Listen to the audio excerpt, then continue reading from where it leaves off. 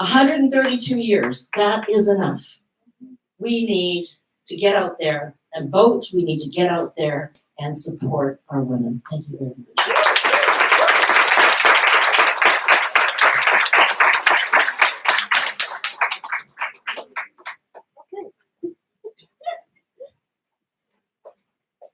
Wow, very inspiring and woohoo, like that is good. All of you have done amazing talks and amazing sharing of your stories, your inspiration, and what brought you here. And I really appreciate all the words and wisdom and experiences you've shared. So this is your time, Floor, for questions. What we will do is we have about 20 minutes. Oh, that's wrong. So we have about 20 minutes for questions, and I know that there might be a lot of questions for different speakers. So we will come around if your voice is not loud enough, and you can ask your question. This one. Oh, okay. So the city, my name's Ann Livingston, I work in the downtown east side. The city budget is dominated by public safety, they call it. So it's the combination of the policing budget with the fire and rescue budget. And it enormously grows, it constantly grows. They've got hundreds and hundreds of troops on the ground in our neighborhood. It's becoming really obvious that we have a population of people who are overly represented with Indigenous people who are constantly picked up. And when they are run through court, they're given conditions, they're called, and it's a community sentence. And then what they're charged with is failing to comply. And these are so numerous that it's simply all of the policing that's going on. If you actually find, and I think, you know, without being too hard on the police, well, why not? The brass will always tell you, the senior police will always tell you they're not arresting people for drug use and they're not engaging in the kind of thing I'm accusing them of. And I have ample evidence. We've got academics. So my main question is, I don't necessarily want any of you to out yourself now because it might make your campaign go wrong, but make a real pact with yourself to look at that budget, see how it's spent. It's $300 a day, a night in jail. It's crazy. We can't get people on welfare. But this is the city part. You guys can't really control what they do necessarily, but that budget whack is taking away from what we know prevents children from getting involved in this kind of thing in the first place. And that's, there's not one city program, parks, don't tell me there is, or come and talk to me. I'll show you exactly where there isn't. A woman raising a child on welfare in this city cannot send her child to sports programs without paying. And otherwise they have to go to the special ones for really poor kids. They can't just go to the regular ones, and they'll give you a huge discount. But honestly, if you looked at the welfare rates, it wouldn't matter. So I just wanted to just make that statement that it might not be safe to say you're taking on the cops right now, but can you please take them off when we get there?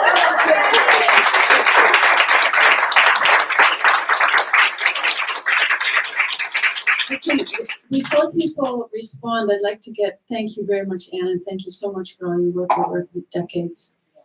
Michelle, just before you speak, we're going to take a number of questions first before we respond, and then some of these issues and clear demands should go into the breakout rooms so that we can see how we can incorporate them in the hot pink paper. Michelle? Hi, I'm Michelle here in Sikapuk territory near Merritt. I just want to thank you all, for the women, for being here, supporting one another. Doesn't matter what party you're from or whatever, this is really necessary. And women do step forward and do everything, for their families and communities and all that. And I really loved hearing about all the different concerns about health, education, housing, missing and murdered Indigenous women, etc.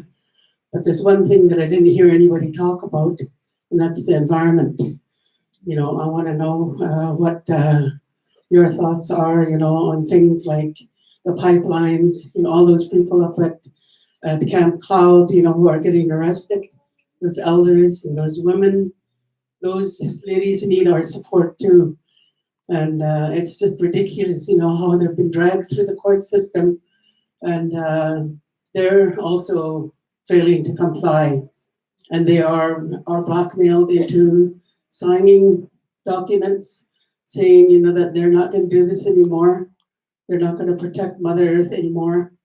So this is very, very important for everyone, not just the land defenders and the water protectors and that.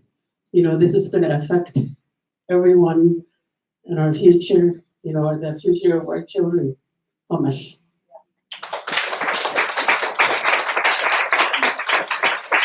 This is a very important question, but we'll take two more and then come back to speakers to address those four together. So I'm trying to take points and see where we can align. Can we have two more questions? Yes, go ahead. My name is Maggie Knight. I live in Mount Pleasant. I'm wondering if you can comment specifically on how you see the importance of public transit in relation to women's issues, combined with how you make public transit more safe for everybody who uses it. Thank you. One more. Thank you. I just wanted to address why first. I'm so happy to hear you because you're a very strong woman and we need strong women in municipal politics. My question though to you is, had the NPA, dinosaur people, actually accepted you to run for mayor, would you be running for them? Because their politics are certainly not my politics, especially on the housing issue. So I would really like you to respond to that. Thank you. Thank you. So we could just kind of pause here and go back to the speakers. And who would like to respond? There were 3 or 4 issues. Should we start? Where should we start?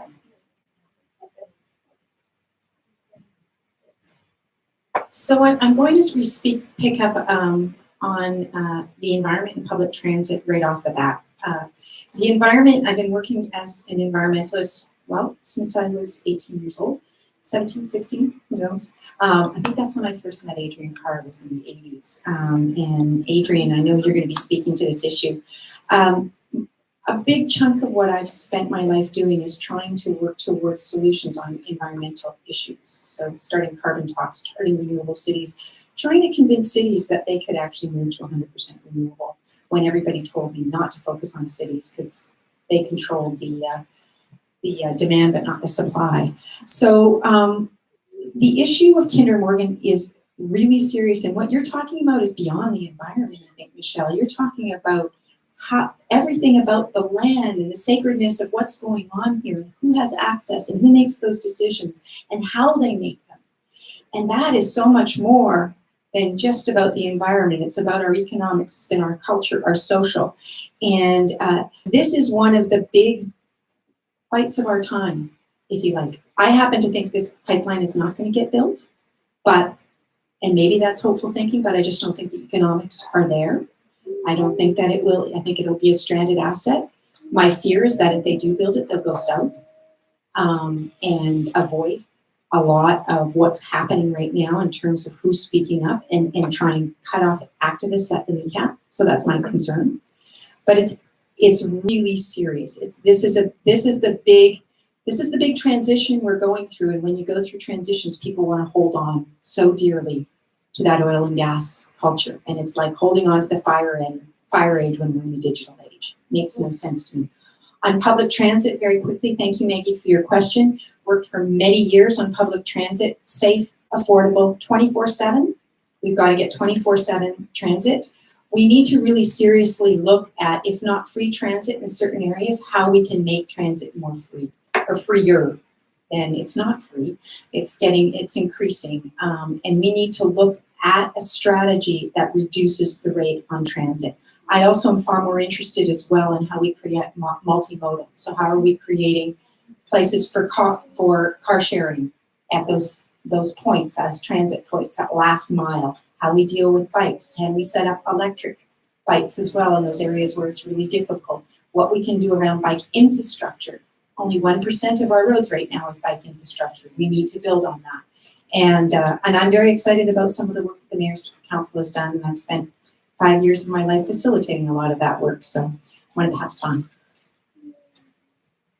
I just want to say about the women it's mainly women who are Indigenous women who are at Camp Cloud. There are some men there, but yeah, women in our Indigenous women in our community are really on the front lines, and so we need to remember them and to keep them in our prayers and in our hearts and our thoughts. It's a real struggle, and really want to echo the concerns that Michelle has, and just thinking about our women that are on the front lines and how we need to be more aware about them and to be more developing some kinds of strategies to about these women, because these are our moms and there's women on the front lines who are just regular women who are wanting to protect. So we need to support them more completely, whatever that might look like. I hope that we can work together and maybe bring that to one of the tables this afternoon. Thank you. Yeah, so first of all, on the issue of the police, yes, I will look into that budget thoroughly, and I ask everyone to think about that budget, because the operating budget where that the money for the police department is embedded will come up this fall, and it'll be one of the issues at the first council meeting after the election. So get yourselves knowledgeable about that and do an absolutely, so few people input onto our budgets. It's unbelievable. And they are the biggest thing that drives what we do at the city. So please do get engaged. And yes, I will look specifically into it. And I really want to see proposals coming forward today about how we create a safe city. It isn't just about the police budget, but other ways we create a safe city. That is one of the key objectives of the Hot Pink Paper campaign.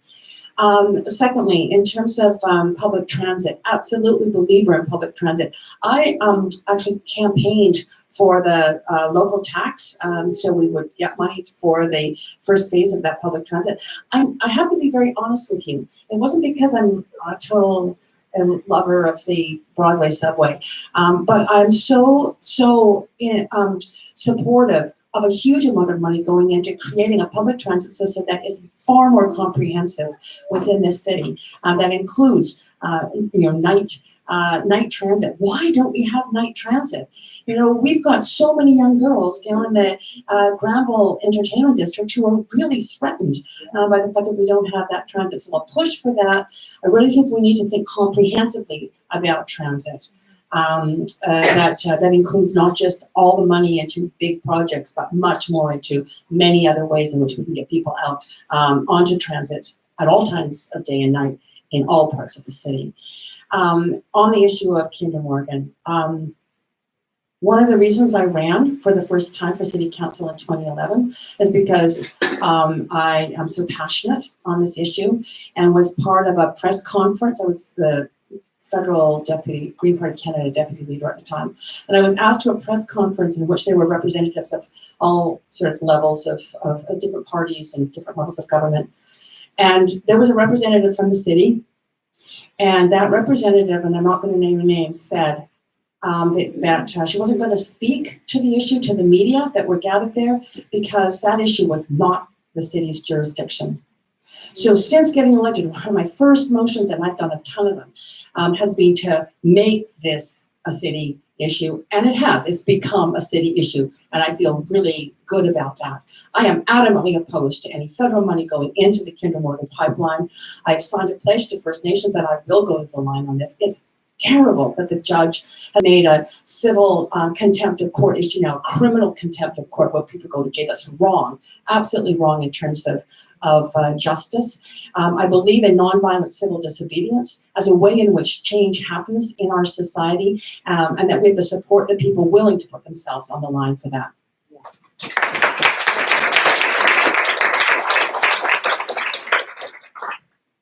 I just want to speak really briefly also about Kinder Morgan, and I want to thank Michelle for your words. I want to say to everyone, please, if there is any possible way that you are able, go and visit Camp Cloud, not just when there's a rally, but every day that you can. My daughter and I have been up there multiple times, take untreated firewood for the sacred fire, go and honor our land and water protectors.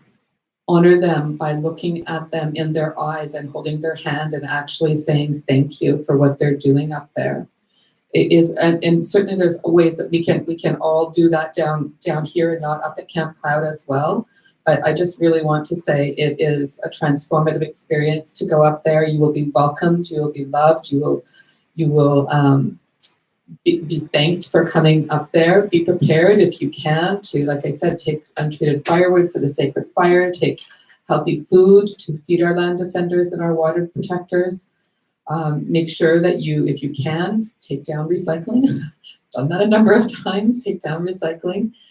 Do what you can to go up there, and it doesn't have to be when there's an actual rally. It's a really important, it's very easy to get to. I think it's reasonably near the Sky train station as well. You kind of have to walk up a bit of a hill. But I really encourage everyone, if it's something that really matters to you, go up and actually personally thank the people who are out there doing this really amazing work. The Kinder Morgan Camp Cloud is also on Facebook. I will address two of the questions and issues that weren't addressed, and I feel that because I'm the only NPA candidate here and caucus member, I should address what was said about the NPA. So I can't speak for Way, but I understand that there was a process where everyone could apply to put their name forward for mayor. I chose not to. I was never asked not to. Actually, I was encouraged to do it, and I quite frankly, although I was very flattered, I didn't want to run for mayor. I want to run for city council.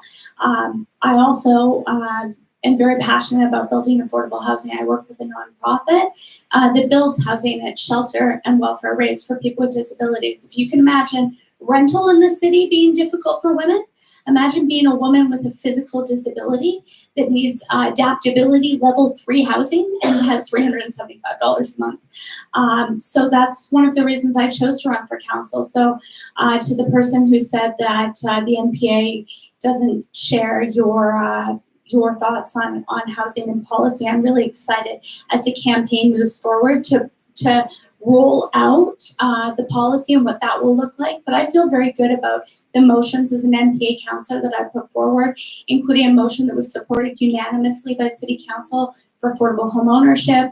I very much supported Councillor Carr's support on my previous motion to expedite affordable rental. So we would give permits quicker to the people, to the applicants and developers who came in with the cheapest project possible. So I call it the race to the bottom. It was referred, unfortunately, by our colleagues, but I did appreciate your support on that. Thank you very much. And I think that's where we can go again, across party lines. Also on the Community Center Association. I really would like Way to address my question, which was directed at her. She'll have a chance. I'm speaking. You had mentioned the NPA and housing policies. I'm very proud of. It's so big developers, their entire existence. Excuse me, I also think that, we're asked questions to the front, they should be allowed to reply. Thank you. I'm just speaking from my experience. Everyone has the opportunity to do that. I also just wanted to say to community center associations, a big shout out to them. They actually pick up the slack. So being a former park board commissioner, I can tell you that they raise their own money. A number of those community center associations have handled their money very, very well.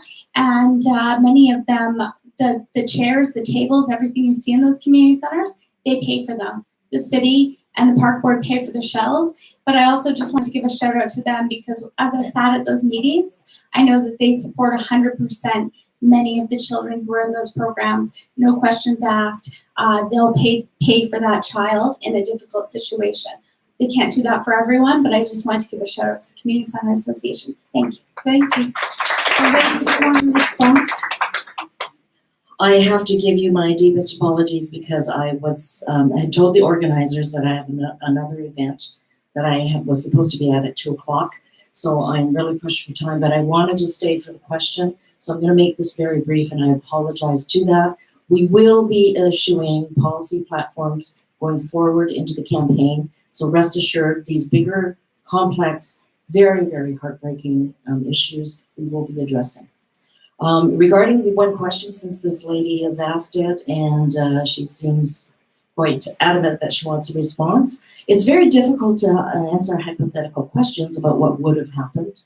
However, I had my experience, which I shared with you today, and that was absolutely my experience and what happened with me. Had I continued, and I think that, your subsequent point is the NPA and Vision Vancouver have been running the city for 10 years. And they have known that there's a housing crisis, an opioid crisis. I mean, all of these crises have happened on their watch.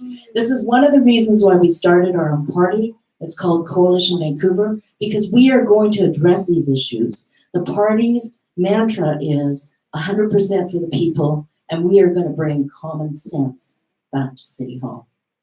So thank you very much for your time. Thank you, Ray. We'll take just 2 more questions. I would encourage you to, and I'm going to kind of look at a bit of intersectional lens here, like who hasn't really asked question. Person back there. I'm just going to pick and choose because we have only 2 more questions. You do have time in your small group to ask lots of questions. All of them are going to be in some groups, so please, you will have that opportunity. The person at the end. Did you need a point? Great, thank you.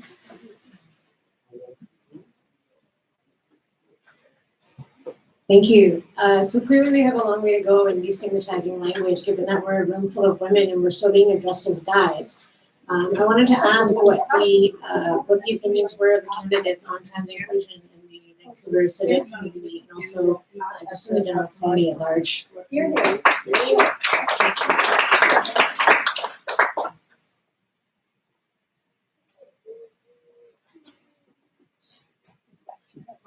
person in the yellow dress.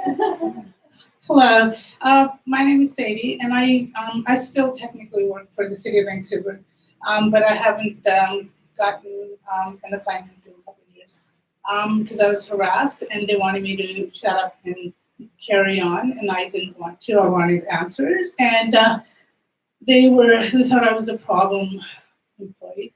So I actually decided because my government shouldn't shut me down. So I decided to actually run for the city for mayor. I have no qualification. I've never been in politics. Just to show the city that you can't shut people down when they have questions. I am not the only one who's being harassed. There are managers being harassed. There are other employees being harassed, and they told me that don't say anything, don't do anything if you want to keep your job.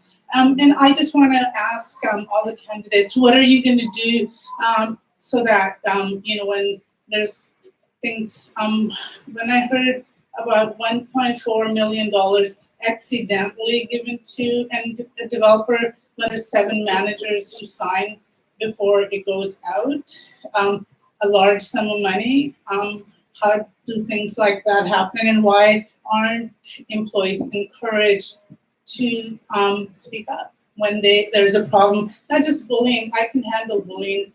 I was able to handle harassment. I was able to handle whatever happened, and even now I can handle not having a job. But there are a lot of people who aren't able to handle those things. Single mothers.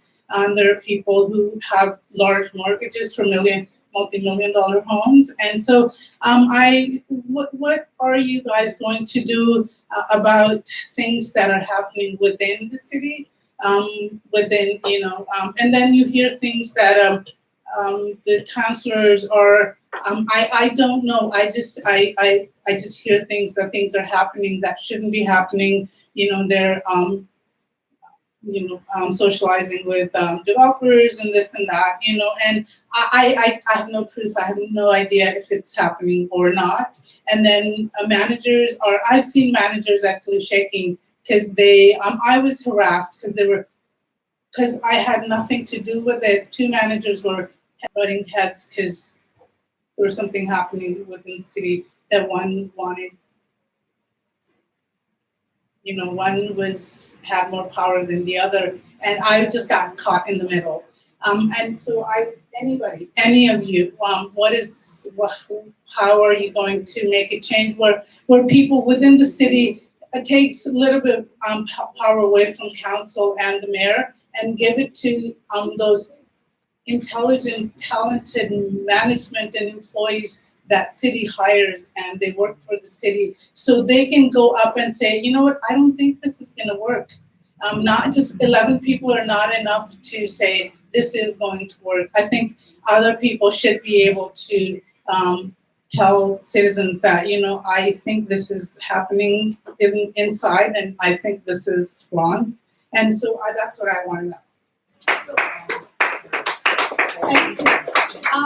Did you have a really short response? Like you have just half a minute.